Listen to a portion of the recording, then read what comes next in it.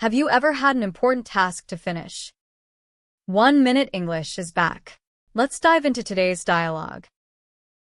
Have you ever had an important task to finish, but instead of doing it, you suddenly found yourself watching videos, checking social media, or doing something completely unrelated? You told yourself, "I'll do it later." But somehow later never came. Why do we keep delaying things even when we know they are important? Welcome to 1 Minute for English. I'm Emma. And I'm Jack. If you find our videos helpful for improving your English skills, don't forget to like and follow our channel. Today we're talking about a habit that almost everyone has experienced: procrastination. Why do we procrastinate, and how can we finally stop putting things off? Wow, that's a topic I can really relate to. I think everyone has experienced procrastination at some point. Actually, I have a funny example. Last week, I had to organize some important documents. It was a simple task, and I knew it would only take about 30 minutes. But somehow, I spent almost an hour cleaning my desk, making coffee, and checking my phone before I finally started. It sounds ridiculous, but I think many people do the same thing. Haha. You're definitely not alone. And what's interesting is that procrastination is not always about being lazy. Many people misunderstand this. They think someone who delays work is simply not disciplined. But psychologists say procrastination is often connected to our emotions. Sometimes we avoid a task because it feels difficult, stressful, or uncomfortable. Really? So you're saying that procrastination is not just a time management problem? It's also an emotional problem? Exactly. That's one of the most interesting things about procrastination. Imagine you have to prepare an important presentation. You know you should start early, but the moment you think about it, you feel nervous. You worry that your presentation won't be good enough. So your brain tries to protect you by avoiding that uncomfortable feeling.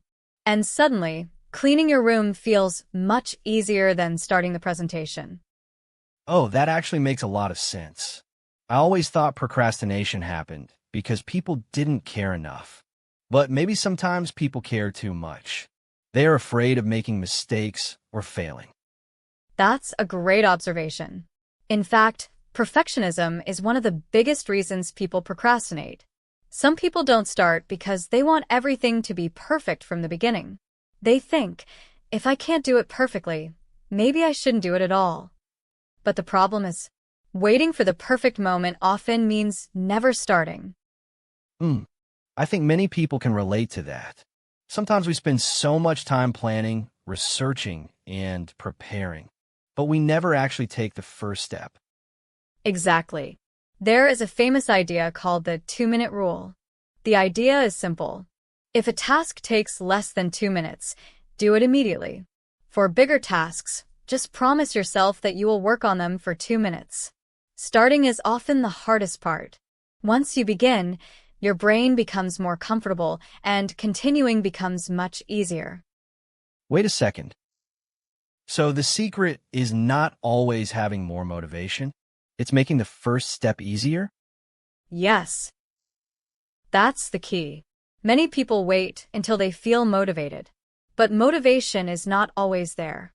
Successful people often don't act because they feel motivated. They act first, and motivation appears later. Wow, that's a completely different way of thinking. I always believed successful people were naturally more motivated than others. But maybe they simply built better habits. Exactly. Small habits can create big changes over time. For example, instead of saying, "I need to write an entire report today," you can say, "I will write the first paragraph."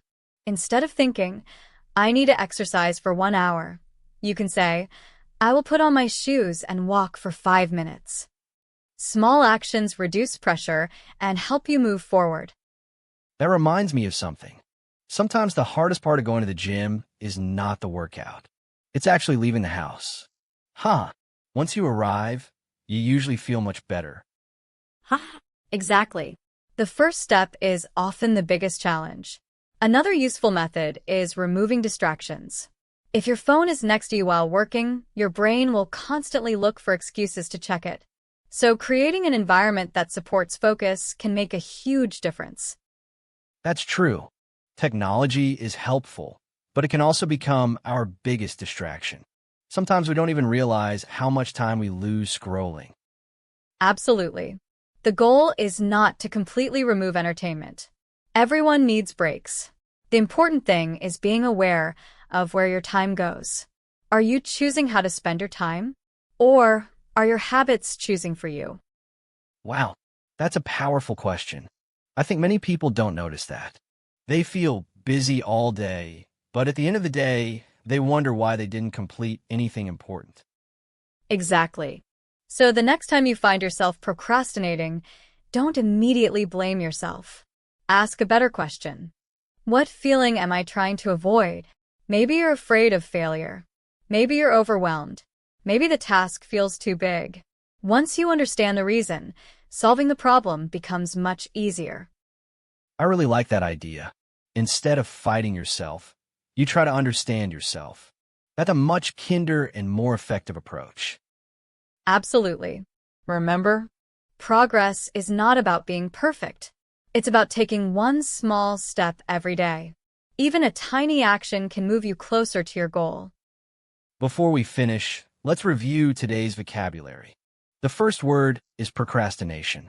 It means delaying or postponing something that you should do. The second word is perfectionism. It means wanting everything to be perfect, sometimes making it difficult to start. And the final word is distraction. A distraction is something that takes your attention away from what you are doing. So today's question was, why do we procrastinate even when we know something is important? The answer is that procrastination is not always about laziness. Sometimes it is about fear, stress, or feeling overwhelmed. The best way to overcome it is to start small and take action. Remember, you don't need to finish everything today. You just need to begin. That's all for today's conversation on 1 Minute for English. Thanks for listening. We'll see you again next time. Goodbye. Thanks for listening. Follow us for more real-life conversations.